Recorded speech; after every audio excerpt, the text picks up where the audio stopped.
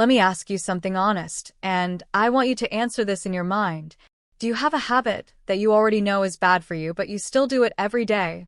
You tell yourself, just 5 minutes, but it becomes 1 hour. You tell yourself, this is the last time, but it happens again tomorrow. This habit is not destroying your life loudly, it's doing it quietly, and that's why it's dangerous. Yes, and the scary part is most people don't even call it a problem. They say everyone does it. They say, it helps me relax. They say, I'm still managing my life. But deep inside, they feel tired, distracted, and guilty. Guilty means feeling bad for doing something you know you shouldn't do. And today we are not judging anyone. We are trying to understand something important: why humans repeat habits, even when they know the consequences. Consequence means the result of an action. And the answer is not weakness. The answer is dopamine. Dopamine is a chemical in the brain that gives short pleasure. Exactly. Every time you scroll, every time you refresh, every time you seek instant pleasure, dopamine is released. Instant means immediate without effort. Your brain starts preferring easy rewards over meaningful progress. This is why studying feels hard. This is why focus feels painful. Because your brain is trained to choose comfort. Oh, that explains a lot. So the problem is not lack of motivation. The problem is overstimulation. Overstimulation means too much information, too much content, too many inputs. Your brain never gets silence. And without silence, self-control becomes weak. Yes, and here's something real people don't talk about. Bad habits don't start because you are lazy. They start because you're avoiding something uncomfortable. Discomfort means emotional pain, boredom, loneliness, fear. Scrolling becomes an escape, not a solution. So when someone says, I can't stop, what they actually mean is, I don't know how to sit with discomfort. And this is a skill, not a talent. Self-control is a skill. Focus is a skill. Skills can be trained. Let's talk about why quitting feels impossible. Because your identity is attached to the habit. Identity means how you see yourself. When you try to quit, your brain feels threatened. It says something is missing. It says life feels empty. But that emptiness is temporary.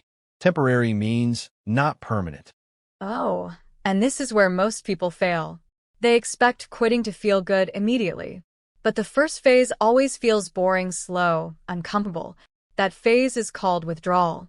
Withdrawal means your brain adjusting to less stimulation. This phase doesn't mean you are losing. It means your brain is healing. And healing is not exciting. It's quiet, repetitive, and slow. But people who push through this phase gain something powerful. Mental clarity. Clarity means clear thinking, better focus, emotional control. And one important truth: you don't quit bad habits by force. You replace them with better systems. System means environment plus routine plus limits. If temptation is always around you, willpower will lose. This is not failure. This is biology. So if you're listening right now, and you want to quit something but feel stuck, please understand this. You're not broken. You are conditioned. Conditioned means trained by repetition. And anything trained can be retrained. Let's slow this down a little, because what we are talking about is not a small habit, it's a pattern that decides how your days feel, and slowly, how your life looks. Most people think habits are about discipline, but habits are actually about comfort. Comfort means what feels familiar, even if it is harmful. Your brain loves familiar pain more than unfamiliar growth. That's why change feels scary. Let's slow this down a little, because what we are talking about is not a small habit, it's a pattern that decides how your days feel, and slowly, how your life looks.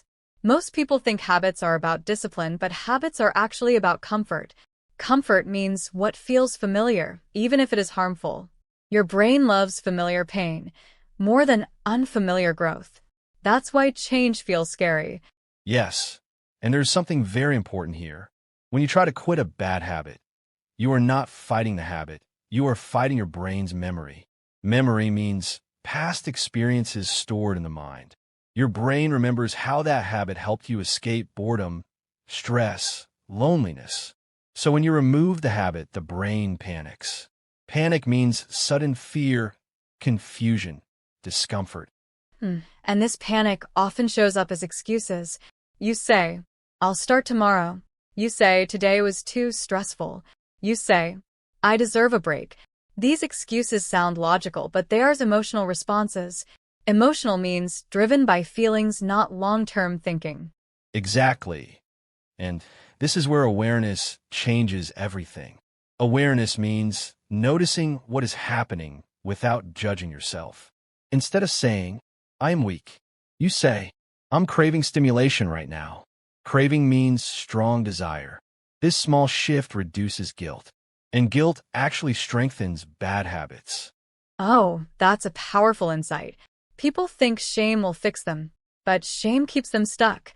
Shame means feeling like something is wrong with you. Growth needs curiosity, not punishment. Curiosity means asking questions with calm. Guest boy. Let me explain why replacing habits works better than quitting. The brain does not like emptiness. If you remove scrolling and don't replace it, your brain feels bored, restless, anxious. Anxious means uneasy, nervous. So smart change looks like this. You don't say, I will never scroll. You say, I will delay it by 10 minutes. Delay trains control. Delay is underrated. Even billionaires talk about delayed gratification. Gratification means pleasure or reward. Delayed gratification means choosing a bigger future reward over a small instant one. This skill decides success, relationships, mental strength. And here's something very real. If your life feels empty without that habit, it's a sign.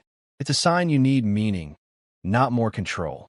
Meaning means purpose, direction, something worth effort. Bad habits often fill a meaning gap. Oh, yes, that's deep. People don't quit habits. They outgrow them. When your goals become clearer, habits that don't support them feel uncomfortable. Uncomfortable means no longer matching who you want to become. And becoming someone new always feels lonely at first, because your old routine gave you company. Silence feels strange. Boredom feels loud. But in that silence, clarity starts forming. Clarity means clear thoughts, stable emotions, focused energy. Let's pause here because what comes next is important.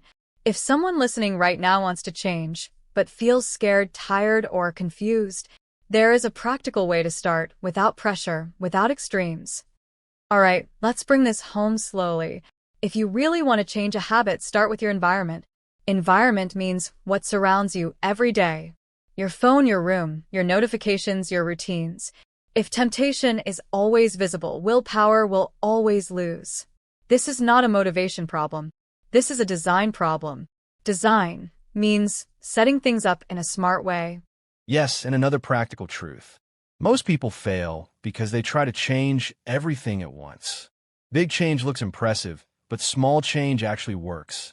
Instead of saying, I will quit completely, say, I will reduce frequency. Frequency means how often something happens. Reduction builds confidence. Confidence is important here. Every time you keep a small promise to yourself, your self-trust increases. Self-trust means believing your own words. Without self-trust, discipline collapses. That's why tiny wins matter more than extreme plans. And let's talk about relapse, because it will happen. Relapse means falling back into an old habit. Relapse does not erase progress. What matters is how quickly you return. Return means coming back to awareness, not giving up. Oh, yes, this part is important. Most people fail not because they relapse. They fail because they quit after relapse. Progress is not linear. Linear means straight line. Growth goes up, down, then up again. Let me say something calm but strong. You don't need to become perfect. You need to become consistent. Consistency beats intensity. Intensity means extreme effort for a short time. Consistency means moderate effort for a long time.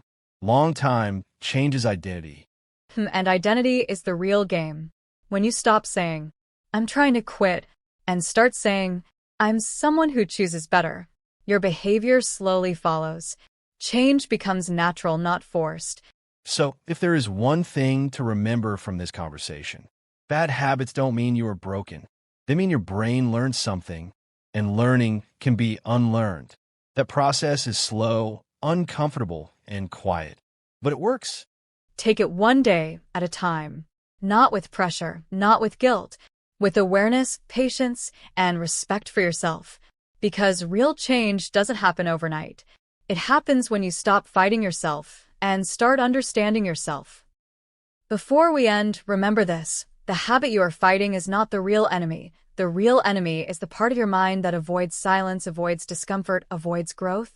And in the next episode, we're going to talk about something most people are scared to face. What happens when you finally sit alone with your thoughts? Why silence feels heavy, why focus feels painful, and how strong people use this phase to completely rewire their life.